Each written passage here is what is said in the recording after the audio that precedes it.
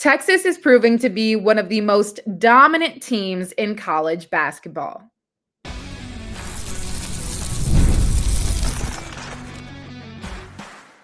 You are Locked On Women's Basketball, your daily podcast on women's basketball. Part of the Locked On Podcast Network, your team every day.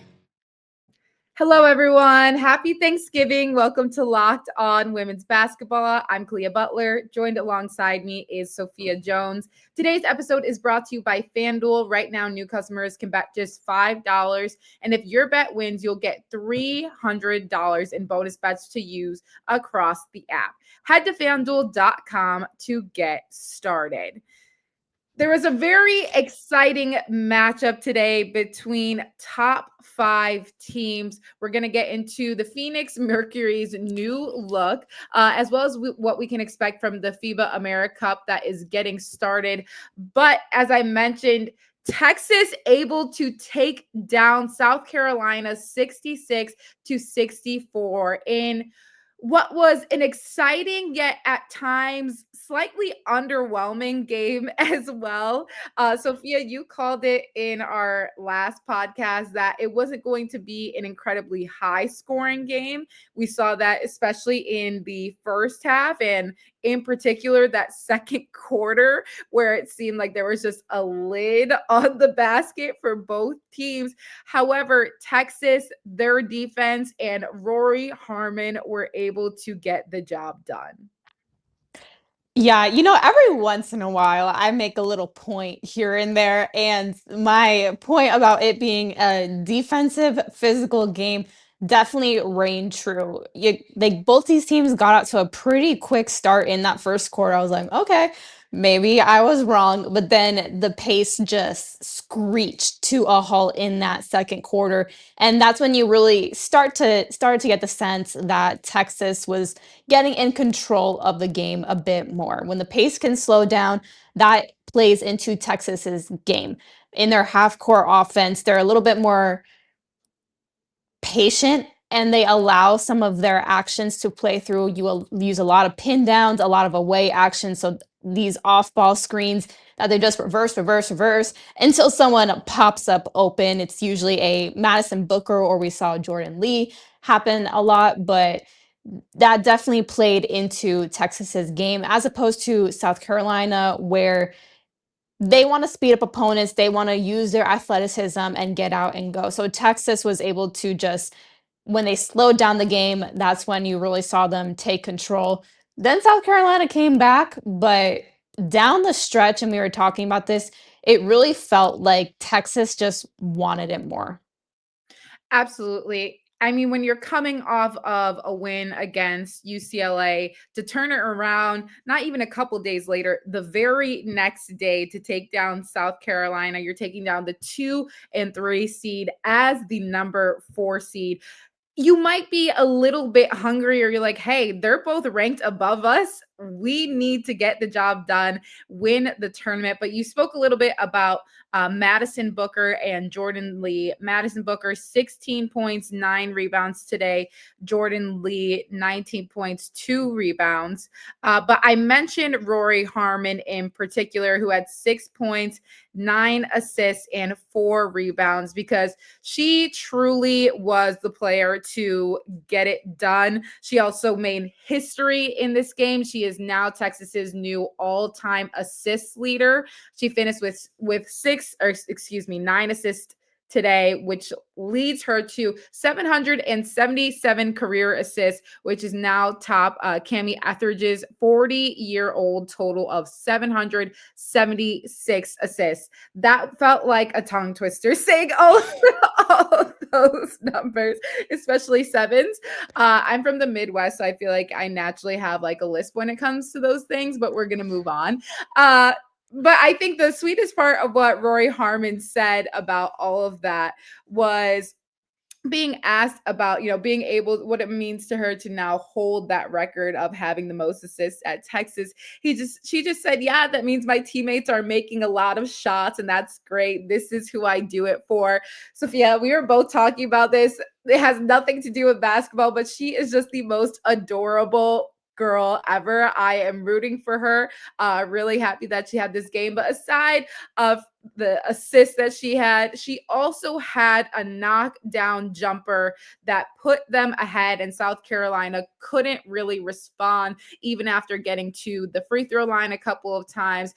Not a player to typically call her own number and get those shots off. As I said, 9 assists. She's looking to facilitate for her teammates, but her leadership proved to be the end all be all for them in this game, and taking away the win. Yeah, the Players Era tournament started with Rori Harmon and her performance against UCLA, and it ended with her knocking down that mid-range pull-up. As the clock was winding down, it got to about 5 seconds, and Texas didn't really look like they knew what they were doing to get a final bucket. I mean, just based off the flow of the game and where the majority of those shots were coming from, it was Madison Booker and Jordan Lee. So when Rori Harmon just took it herself, because usually you want to go maybe around 10 seconds left to get into your action so that you also give your team a chance to get an offensive rebound. But she just took it herself, knocked it down with composure. And like you said, her post game interview, she has such a cheeky smile that really lights up the camera. But you can tell the love that she really pours into this group. When she was out early, or when she was out a couple years ago with a torn ACL, she mentored Madison Booker. So she's really just meant so much to this Texas program, but her play was huge today. Absolutely was huge, and just her seniority for this team. She shows real leadership, and that was one of the main takeaways that we saw from her in this tournament. For the South Carolina side, it was an interesting game for them because it did seem like they could walk away with it for some time. But you mentioned it just seemed like their pace started to slow down a little bit. I think a lot of the issue for them, in my opinion, of watching this game is South Carolina has notoriously been a team that runs a lot of their offense through their front court. So you have a Joyce Edwards, you have a Medina Okot. However, these are also two players that got into significant foul trouble today as well. Joyce Edwards sat for a long time. Even Candace Parker on the broadcast was like, I'm curious when Joyce Edwards is going to come back in. And then Medina Okot got into foul trouble to the point where she was out at the end of the game. She fouled out of the game.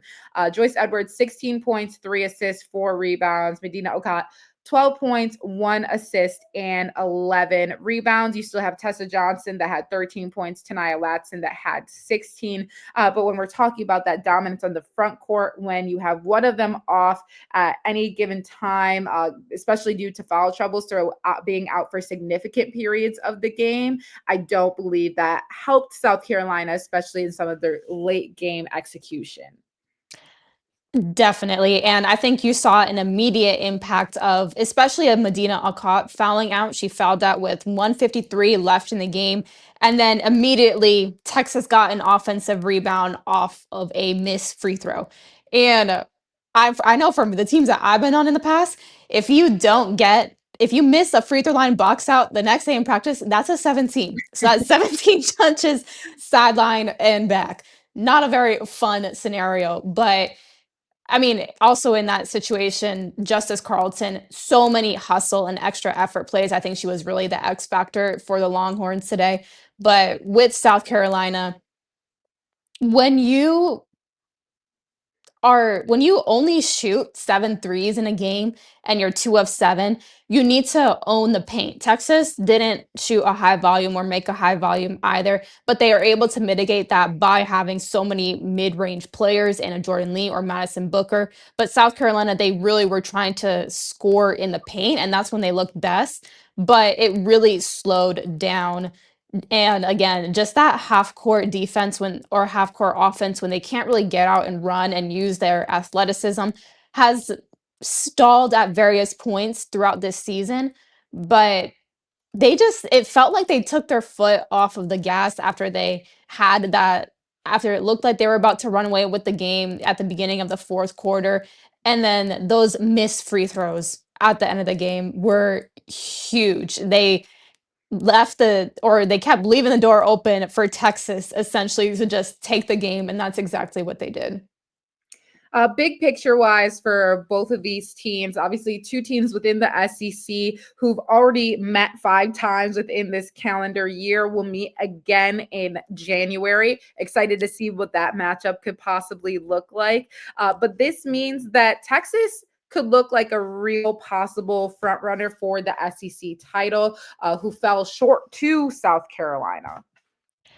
Yes, I would definitely say that they are the front runner right now, and they were able to get these past 2 wins without 3 rotation players that were out with injuries, and Brianna Preston, Ashton Judd, and Aaliyah Crump. Aaliyah Crump, notably a starter.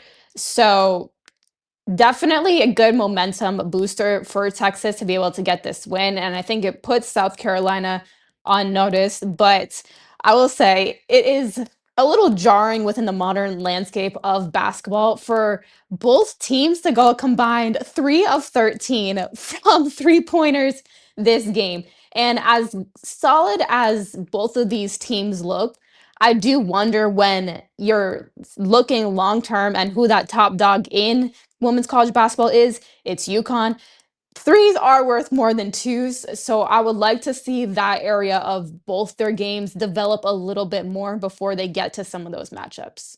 Listen, if you get to March Madness and you're playing UConn in the championship game and AZ Fudd has already shot 5 threes in your face consecutively, you're going to need a response.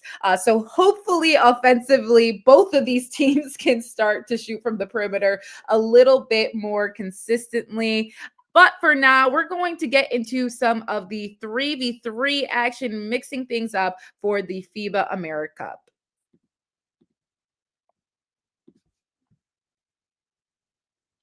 The NBA is back, and there's no better place to get in on the action than FanDuel, the official sports betting partner of the NBA. Even if you miss the start of the game or want to ride the hot hand, FanDuel has live bets on everything from who will score next to fourth quarter comebacks. Plus, you can even combine your live bets into a same game parlay for a shot at a bigger payout. It keeps every game exciting, especially when your team's making that late push. Right now, FanDuel is giving new customers $300 in bonus bets when your first $5 bet wins. So head to FanDuel.com to sign up and play your game with FanDuel, the official sports betting partner of the NBA.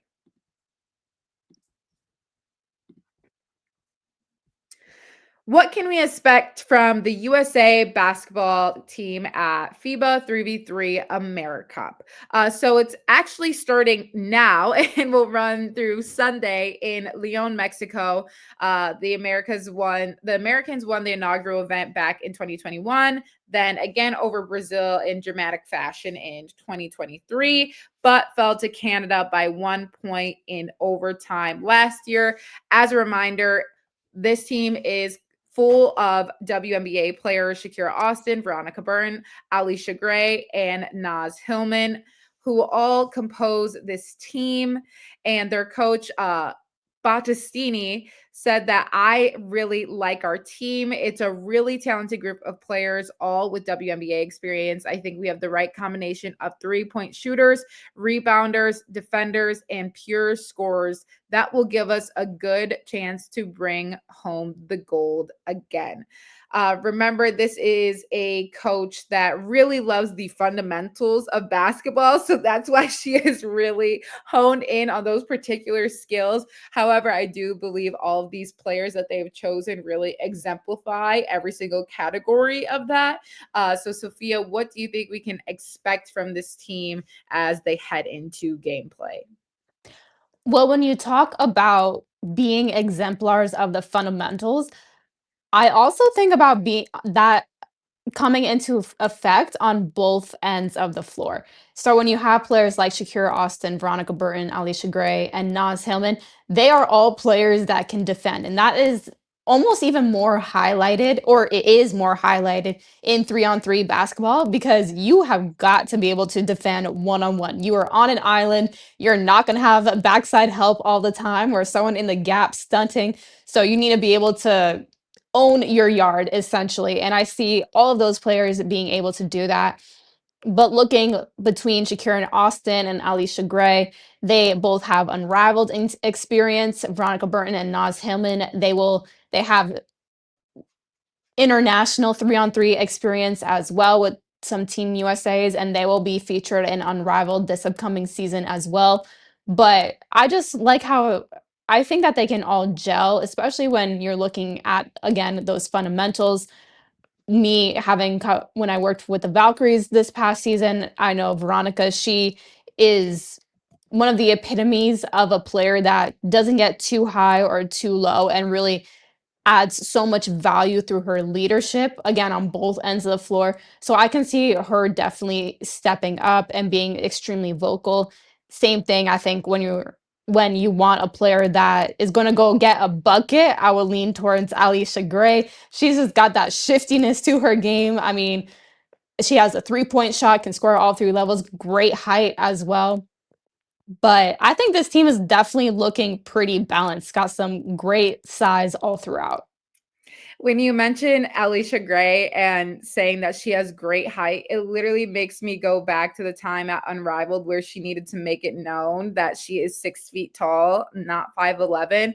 And I was like, you know what? As you should, Queen. If I was a 6-foot woman, I would also make it very clear that I am 6 feet tall, not 5'11". Don't ever put a 5 in front of me. But interesting about some of the background that these players have, obviously exemplary in all of the categories, and we've seen the success that they have had throughout the WNBA season. But Coach Christina Batastini said she worked with Shakira Austin last spring in the national team training camp. So that helped a lot, where Shakira Austin is a player that already has some experience being with this coach, and added that it really helped with her mindset working with NBA players for the first time for their head coach. Austin won gold in 5-on-5 in the 2022 FIBA World Cup, playing 3v3 competitively for the first time, as is Hillman. And then Veronica Burton won a bronze medal in this event in 2022, as well as a silver in the 3v3 U23 World Cup. Oh my gosh, I can't say words today. The same year. For Gray, this is going to be the first time she comes back, or she starts this, returning to the sport. And it actually was because of a conversation that she had with the recently named managing director, Elena Deladon, who convinced her to play. And I am very curious what that conversation looked like, to convince her to go play, because I feel like Alicia Gray is a very strong-minded person. If she's not into something, she's probably not going to do it. But I feel like she fits the structure of this team so well. So I'm glad that Elena Deladon was able to convince her to hop on board.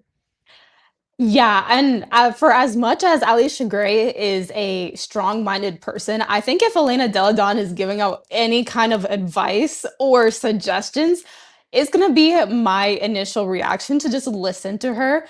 I loved Elena Deladon growing up as a player, and I think that having her expertise in that managing director position will only help out even more for this squad. Especially because Team USA is actually not the number 1 overall seed. You mentioned their overtime loss to Canada in previous years. So Canada is currently the number 1. Port USA is number 2. Puerto Rico 3, Chile 4. That's all rounding out the highest seeds in their pools, who are pools A, B, C, and D. Team USA is in Pool B with Brazil and Jamaica. So they're on a different side of the bracket than Canada, but I can imagine they'll want a little bit of redemption because Team USA in a lot of sports, but specifically basketball, beating the underdogs is a foreign concept to them, but I think that this is a group that will really embrace it. Absolutely. I think this team is actually sort of filled with underdogs in their own rights. So they're going to try and come in and get the job done. But coming up, we're going to talk about the Phoenix Mercury's rebrand. The NBA season is heating up, and DoorDash has found the perfect way to keep fans in their bag all season long. Whether you're watching for the highlights, your fantasy team, or just your favorite player, DoorDash makes every game night even better. DoorDash is the official on demand delivery platform of the NBA, and they're celebrating with something called the Bag Drop. Every time an NBA player scores 50 points in a game, DoorDash drops 50% off your order with Dash Pass the next day, and you're automatically entered for a chance to win the ultimate fan bag. DoorDash has you covered for late night highlights, last minute watch parties, and double OT fuel ups. So next time someone goes off for 50, use promo code NBA50 the next day to get 50% off on DoorDash with Dash Pass. Plus your shot at the bag drop. Dash Pass members only. 50% off up to $10 a day after a 50-point game with promo code. Terms apply. No purchase necessary, ends April 13th, opens US residents 21 or older. Visit DoorDashInYourBag.com for full details. DoorDash in your bag all season long.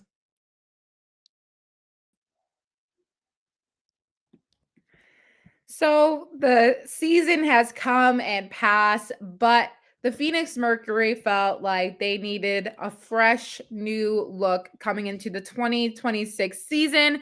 And, fairly enough, obviously losing in the finals this just a couple months ago now, actually. They wanted a fresh overall makeover.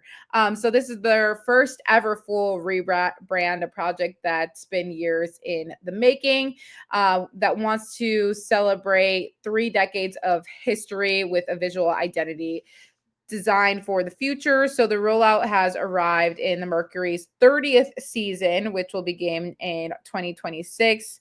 Obviously, just a few months after their WNBA finals run. A note from their CEO, Josh Bartelstein, he said this new branding represents the Mercury's championship legacy, devoted fan base, and the new era that began with a record-breaking season and memorable finals run. While our logos have been reimagined, our identity remains the same. Our commitment to the community and the grit and joy of our team will continue to define Mercury basketball. Now, this is obviously going to be a little bit difficult because I can't physically show these logos, but I will say how specific some of these logos are. So I think everybody knows kind of the notorious M when it comes to the Mercury, as well as the PHX for Phoenix. So that has all changed a little bit. So the new primary logo builds off the iconic angled M, now with sharp edges instead of rounded ones, and is set as specific 19.97 degrees, which is a nod to the franchise's inaugural season. It also features a purple crescent to emphasize planet Mercury and convey a feeling of movement, while also adding a little bit of a color contrast. This is all coming from the team, as well as having another one in the shape of the state of Arizona with Merc over it. So what I've seen is that they've been a little bit more straight with their edges when it comes to this. So maybe this means they're locking in. They're not rounding out about things. It's their 30th year. They're one of the first franchises, and all things are at a specific 19.97 degrees. So they're getting very like logical when it comes to this stuff. But I do like how they look. I love when logo designers get really technical with that stuff because my initial reaction would never have been, oh, hey, that M looks like it's this amount of degrees to the side. That I would have never thought of. But now that I know a little bit more of the context, I'm like, wow, that's actually very cool. But it's interesting because when kind of looking at the Phoenix Mercury being under the same umbrella as the NBA team, the Phoenix Suns, this feels like a little bit of a shift away from how the Sun are marketed and looked. Yeah, the Sun. um, no, the Suns, plural, getting it mixed up with Connecticut. You got it. But but I can see that I think they're trying to distance themselves a little bit, which I am not upset about. I think we saw a little bit of a similar thing from the New York Liberty when their logo used to be pretty similar to how the New York Knicks was, the NBA team in New York. And they kind of developed their own thing, of course, the seafoam green being the Statue of Liberty, because that's their team name. But it's nice just to make it so that the Mercury are their own entity. And I think that this rebrand really kind of helps them trend towards that direction. Yeah, absolutely. They're also going to be introducing a little bit of a newer color.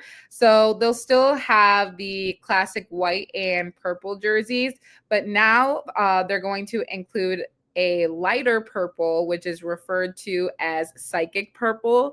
That's going to now be in the mix. I don't know if those will just be specialty uniforms or whatever the case may be. There's not a direct picture of it. There's just the dark purple and the white ones that we have seen. But I will say that the Mercury have always had some of my favorite colors within the WNBA. I think it's just because if anybody could see my childhood room as of right now, it's completely purple. And I used to love the book Purplicious growing up. So I think it just like naturally is appealing to me in that way. But I feel like Phoenix has always had such a really good colorway. And honestly, I'm very excited to see what this light purple is going to look like. I would agree. And as someone that does work for Golden State, I would also say let's not get a little too excited with the light purple because Valkyrie's Violet, of course, I think owns that title. But I do hope that the Mercury also throw in some of that sunset uniform vibe that they did as well. That was one of my favorite uniforms in the W that they did. But I'm also really interested to see what the court design is going to be. Mm. And I think if you're looking at the overall organization and with this coinciding with the growth of the WNBA, it's just a perfect time to reinvent yourself. They just had the finals run. We'll see what they do in free agency. They've always been regarded as one of the best led organizations in regards to front office and coaching staff. So maybe they'll attract more. But I think all of this is really just, a rebirth. It's an exciting thing. And also a thing to drive in revenue when you think about it that way, because no one, or no, not no one, but people might see their old jerseys of Alyssa Thomas, and it's like, you know what? Let me just get the new one, even though I already have one. And again, more money, which will hopefully end up to the players getting more of those jersey sales. We got to see with this new CBA, but yeah, I think that just the whole reinventing really coincides with the growth of the WNBA.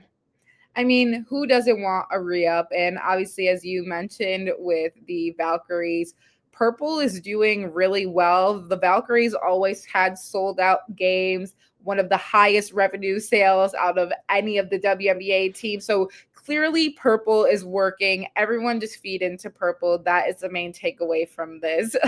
But thank you so much for tuning into Locked On Women's Basketball. We will see you guys again tomorrow. Make sure to follow